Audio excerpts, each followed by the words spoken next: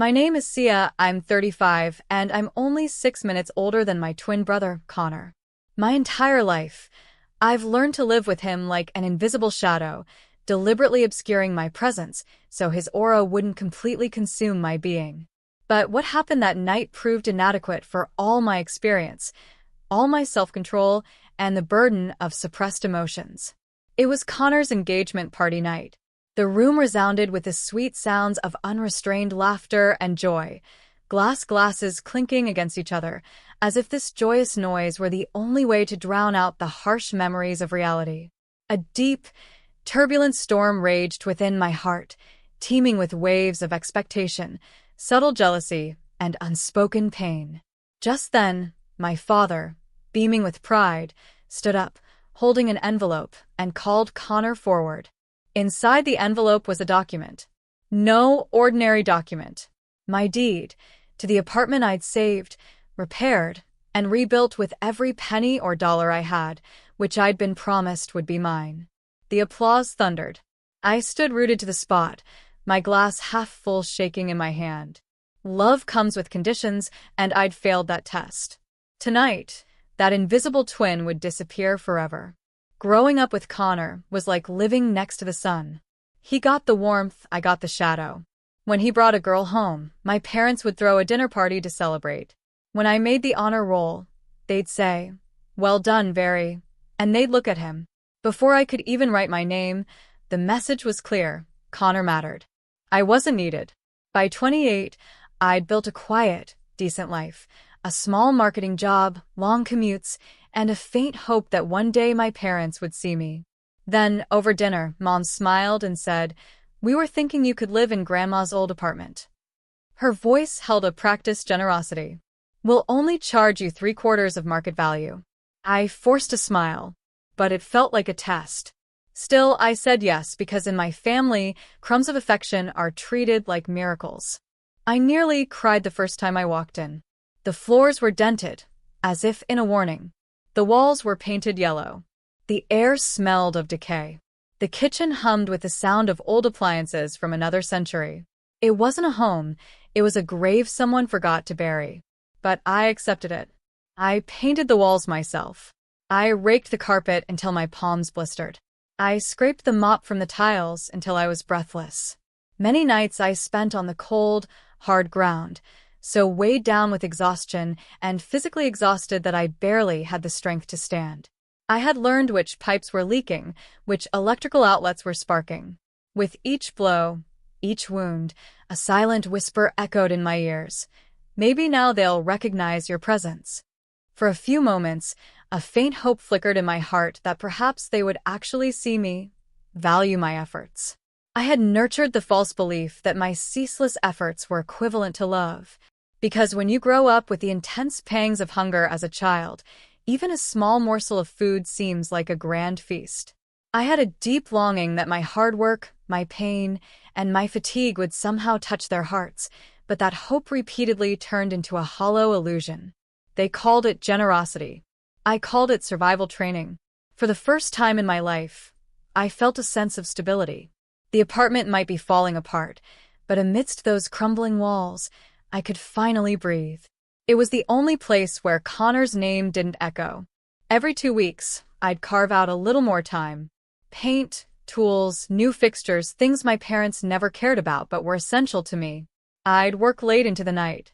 Coming back, I'd hear the walls crumbling and the pipes humming, turning exhaustion into progress. One weekend, I replaced all the electrical outlets myself. The electrician who inspected them afterward said, "You saved this place from burning down." I smiled. Not with pride, but with relief, because for the first time, saving something really mattered. My parents would come over occasionally, looking around, nodding as if inspecting a project, not a house.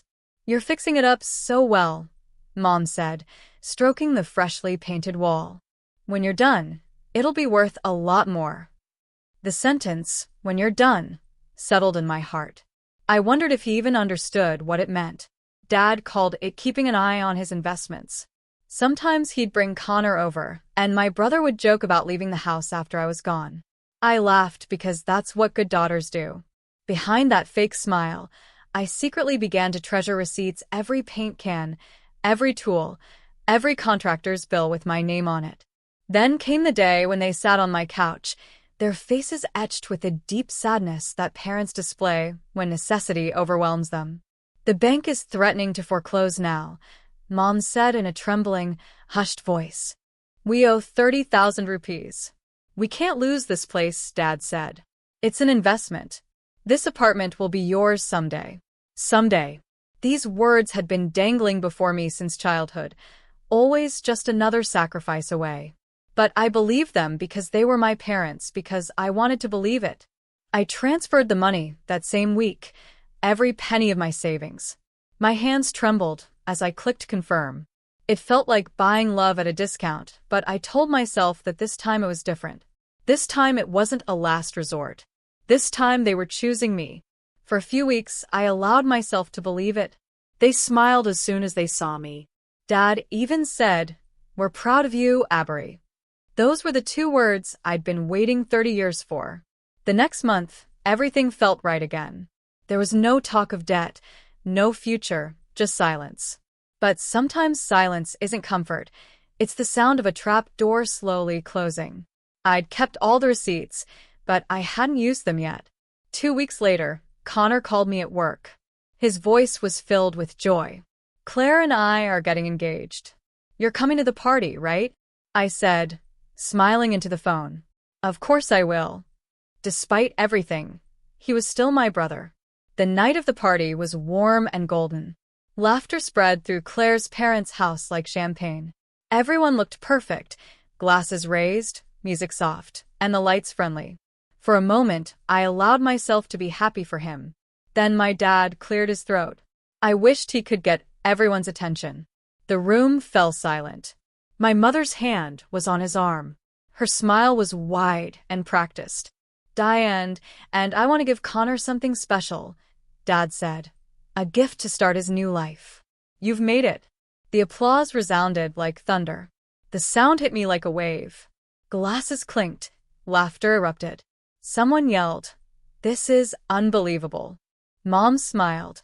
Claire's parents embraced her, and I froze. Half mirror, half ghost. My apartment, the one I'd paid for with blood, went from rotten to a shiny one, saved with $30,000 I no longer had. I tried to breathe, but the air was poisoned with the smell and lies. My Aunt Barbara's voice cut through the noise. "Wait, isn't this Abri's apartment?" The laughter died down. Everyone turned to me. Dozens of curious, compassionate, confused faces. The chandelier light stifled the tears I didn't want to let fall. My father didn't say a word. "Abri, and she's lived there for years. It's time for her to move on." "We've been quite generous," Mom said, as if I were a tenant who had overstayed. Heat rose in my throat. I wanted to scream. I wanted to tell them that I had paid rent every month, that I had remodeled every inch of the place, that I had saved it even when they couldn't, but I was unable to speak. 30 years of practicing silence had kept her calm. Connor hugged Dad and whispered, "Thank you, Mom." He kissed her cheek. The crowd applauded again, louder this time, and I stood there, unseen.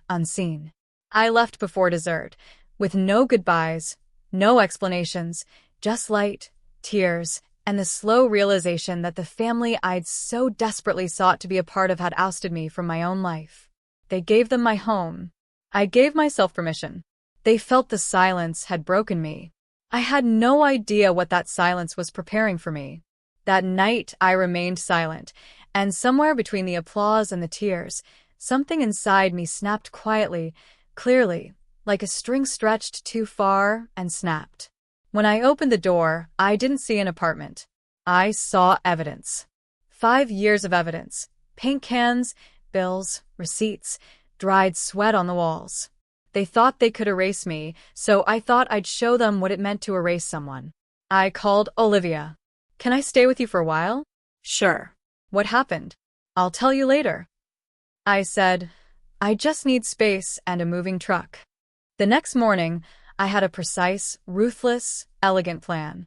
I started with the appliances. The every cycle of the dishwasher, the constant hum of the refrigerator, everything I'd bought myself. I call the service company immediately. Unplug everything. Take it away. The employee hesitated a little. Ma'am, this place will be empty. That was my goal. They arrived at 10 a.m., unplugged the stove, removed the refrigerator, and carefully unscrewed every bulb I'd installed. The sound of the drill was music. Then came the flooring. The laminate I'd paid for was ripped out, plank by plank, piece by piece. Downstairs, the old carpet waited, stained, brittle, forgotten, just like their version of me. By sunset, the place looked exactly as it had the day I'd arrived. Shattered, hollow, unloved, perfect. The movers had arrived. The furniture, the boxes, the tools. Everything was gone. I left only dust and memories. Then I wrote a note. I did as I was told, and I moved out. The apartment was yours now. I locked the keys inside and sent it by courier. The next morning, my phone exploded. Calls, texts, an inbox filled with anger. You ruined the apartment. You're petty, vindictive. We'll call the police. I answered once. Tell me they took what I bought, and tell me about the $40,000 they stole. Silence. I hung up, but I wasn't done yet. There was still a debt to be paid. 3 years ago, I'd lent them my blue Civic Wave. Still in my name, still with my insurance. I called a tow truck. Get it from this address. Number plate KM 3000. An hour later, the driver sent me a photo. The car was mine again. Mom called one last time. You can't do this to us. I've already done it, I said. You taught me. That night, I willingly sold the car for $2,000, not for revenge, but just to settle the score. And, for the first time in my life, I didn't feel any guilt about having something taken away. My home had been taken away, so I had my freedom back. Revenge didn't fix the past, but it finally created space for a future I could live in. 3 weeks later, my phone rang. Again. There was no anger anymore, just the calm after the storm. But it wasn't my family, it was Claire. Can we talk? She asked. We met in a quiet cafe in town. Her eyes were red. Her smile was faint. Your parents told me what happened, she said. They said you ruined everything. I didn't answer. She took a deep breath. Then I knew the truth. She knew about the money, the repairs, the eviction, everything. I can't marry him, she whispered. North screamed with jealousy. But I just see strength. I was overjoyed, just nodding for the first time. Someone saw me clearly. Not a forgotten twin, not a fake daughter, just very. A month later, the marriage was annulled. My Aunt Barbara told me my parents were furious, spewing my name like it was a curse. I smiled. Okay. By then, I was living in Ryan's empty house, rent-free, guilt-free, and ghost-free. I filled it with the same hands that had once rebuilt a broken apartment, but this time I was building a life. Every morning felt lighter. Every silence felt earned. I bought flowers for the kitchen table.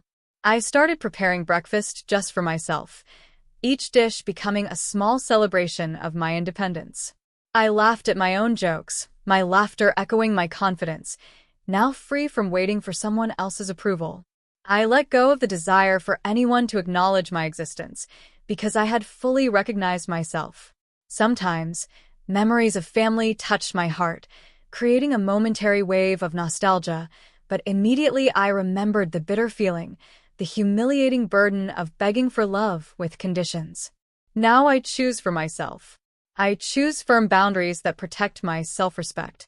If someone calls this selfishness, it's only because they've never known the pain of invisibility, where every breath becomes a struggle to survive. I haven't lost my family. I've simply broken the bonds that held me back.